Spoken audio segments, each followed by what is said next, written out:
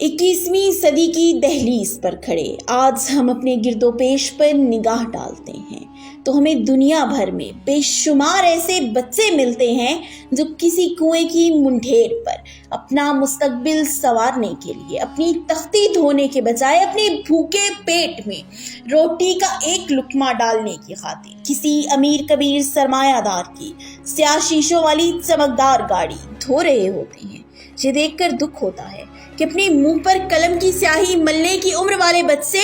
گاڑیوں کے گریس اور موبل آئل سے اپنے چہرے اور جسم کو سیاہ کر رہے ہوتے ہیں۔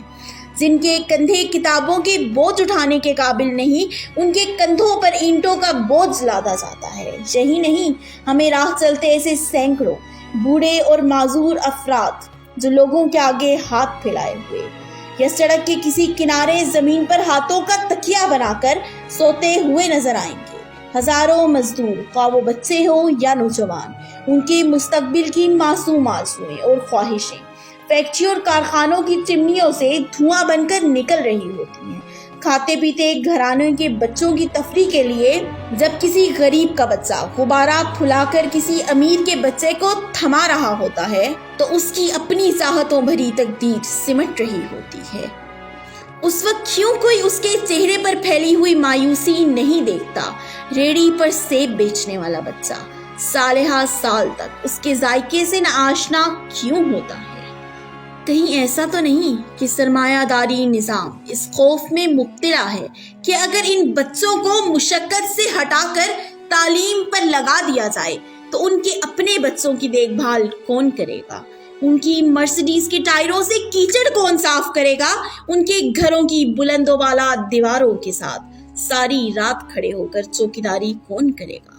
آج اقوام عالم میں روٹی کو ترستے ہوئے بچے، تنگ و تاریک کوچوں میں غربت کے ہاتھوں پستی ہوئی بہنیں، علم زدہ گھروں میں فاقہ زدہ بیٹیاں اور اناج کے ایک ایک لقمے کو ترستی ہوئی خواتین ہم سے یہ پوچھ رہی ہیں، ملے کیا اس لیے ریشم کے ڈھیر بنتی ہیں کہ دختران وطن تار تار کو ترسے؟ مالی نے اس لیے سینچا ہے اپنے لہو سے چمن کو کہ اس کی اپنی نگاہیں بہار کو ترسیں۔ اے کاش کوئی انہیں غربت و مفلسی کے ان کھٹا ٹوپ اندھیروں سے نکالنے میں مدد کرے۔ انسانی یکجہتی کا یہ عالمی دن جو ہر سال 20 دسمبر کو عالمی سطح پر منایا جاتا ہے تاکہ عوام الناس میں عالمی سطح پر اتحاد اور یکجہتی کی اہمیت کو اجاگر کرے اور پورے عالم کو غربت و مفلسی کے گھٹا ٹوپ اندھیروں سے نجات دلائے۔ اس دن کا مقصد غربت پر قابو پانا اور انسانی و سماجی ترقی کو فروغ دینا ہے،